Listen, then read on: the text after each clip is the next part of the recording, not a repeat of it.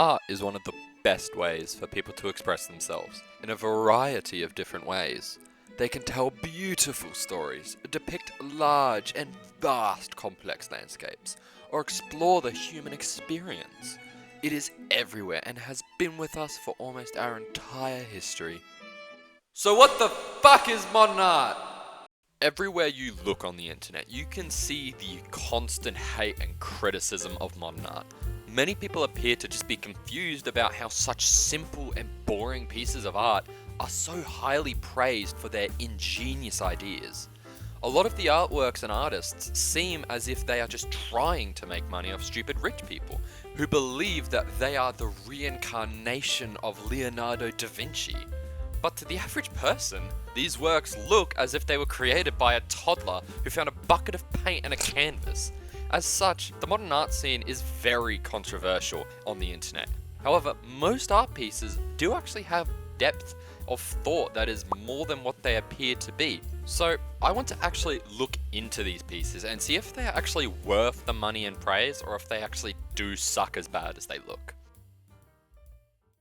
It seems that everywhere you go, there is only criticism of the artworks to be found. Modern art has become the laughingstock of the internet, with joke after joke being made about how a modern day Picasso is a banana taped to a wall. And these criticisms aren't without warrant.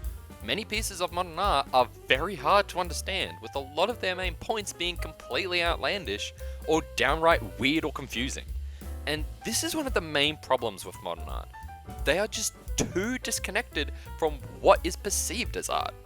Every day, people walk into galleries, look at the art on the walls, and have no idea what the they mean. As an example, you have definitely seen this artwork. A tower of sand buckets falling over. This is the creation of Swiss performance artist Roman Signa in the 2008 exhibition Countdown. Signa's work is one of the most criticized pieces I have seen, with it often used as the antithesis of what modern art has turned into. His work is focused on the transformation and movement of objects, seeing how they'll move when put in weird situations. He uses all kinds of different things, from just throwing or dropping objects to attaching rockets to a tent. When looking at his work, it is definitely easy to see the criticisms that it endures, as it just seems to be the experimentation of a toddler. Most people want to see art that takes a staggering amount of effort and commitment, or something that is clever or challenging, not something that could be created in your own backyard. And when compared to other performance art pieces, Signa's work definitely stands out, as works like Marina Abramovic's Rhythm Zero is touted as one of the best and controversial pieces of all time. Both these artworks are fundamentally the same kind of art form, letting forces outside the artist's control dictate the result. But one is considered one of the best pieces of performance art, and the other is just buckets of sand falling over. It doesn't fit the mold of what art should be and do. They just feel as if they are trying to be confusing for the sake of being confusing, and not adding anything meaningful. Now, most pieces of performance art are meant to be confusing and confronting to the viewer, being made to challenge their perceptions of what art can and should be. But for the most part, people want these challenges to be deep, have an underlying meaning behind them.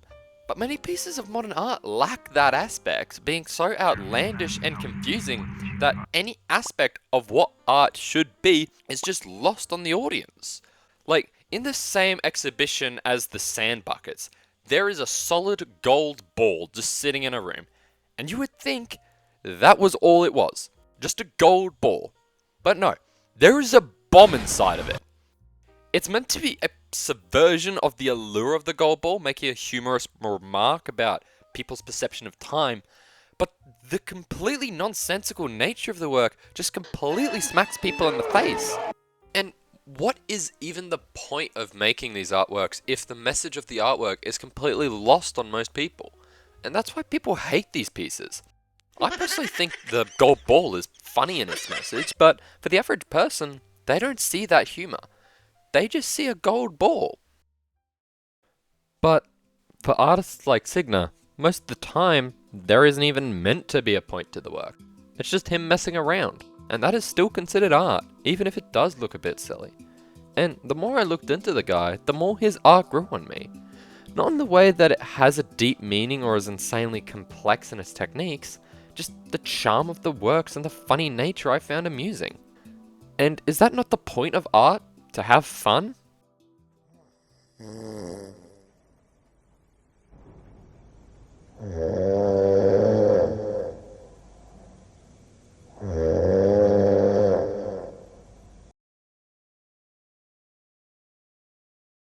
Another reason I think that modern art is so hated is that it is still with us even though it was created for an entirely different audience and time period.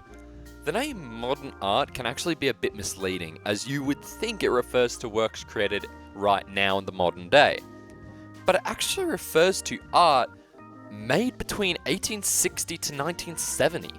Being born out of the despair left by the constant wars and world affairs, a lot of people felt lost in a world that was rapidly changing from tradition, and modern art at the time was one of the best ways to express that, with art forms such as Dadaism, Futurism, and Abstract Expressionism. It allowed artists to express themselves in ways that people have never seen before, and step away from the realistic paintings of the olden days. But now, these artworks are more than 100 years old, and just don't fit with the public's modern perception of art. We no longer are experiencing the confusion and terror of World War II or the Cold War. We sit in a time period that is one of the safest in history.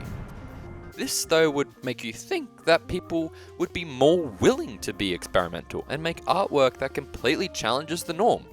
But, as the world begins to become more scary, especially for younger generations, we don't want art that challenges this period. We want art that is comfortable.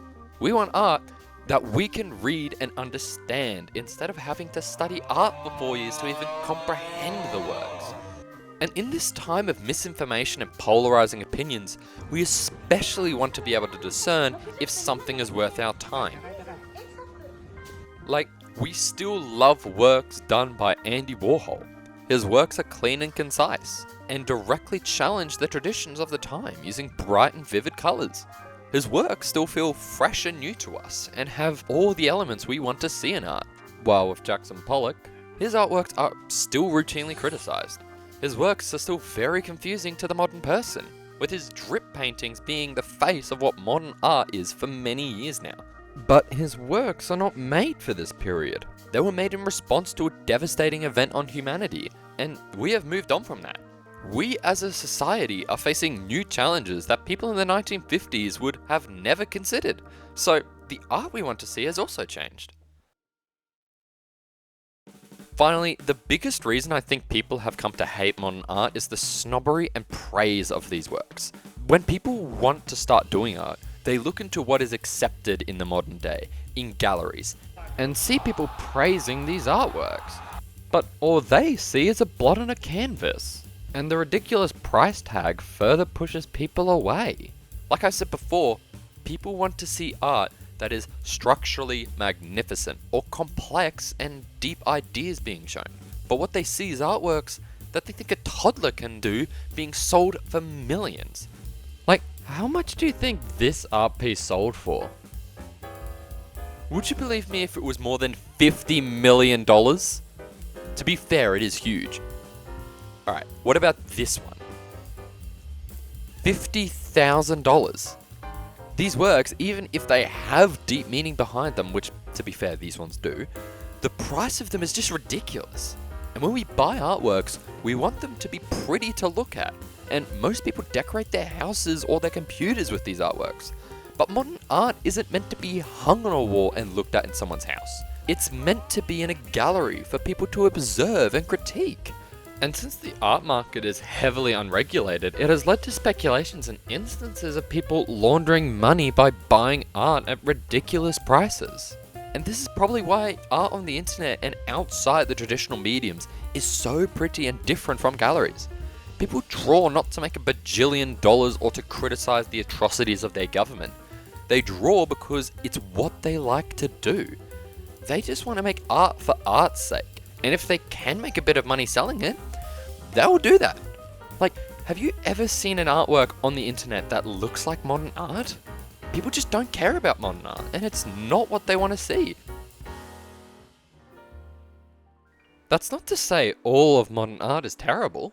For the most part, the majority of artists do actually create pieces that would be considered modern art pieces, but they still look fantastic. Even pieces that look like have some saving graces about them. It's really just a few subsections of modern art that give the majority of the pieces a bad name. Like, some of the most beloved artists and art types are considered modern art. Picasso, Vincent van Gogh, Salvador Dali, all these artists are extremely famous and talented and are beloved by many, but their art movements are still considered modern art. And these art movements are still some of the most popular today.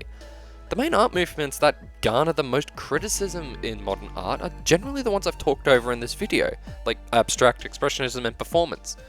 These art forms allow for the most creative freedom, but due to its inherently lax nature, some, if not most of the works are going to look bad. So, how can you actually understand modern art without having to go to art school? Well, firstly, in most galleries, there is a small blurb underneath or next to the artwork, which roughly explains the artwork and why specific methods and ideas were chosen. These may not give you a complete understanding of the work, but they will help you to at least comprehend them. If there isn't any information about the artwork online or in the gallery, just ask yourself questions about the artwork. Why did the artist use blue over red? How does it make you feel? Why does it look like shit? Even if you come to a conclusion that is different from what the artist intended, that's okay.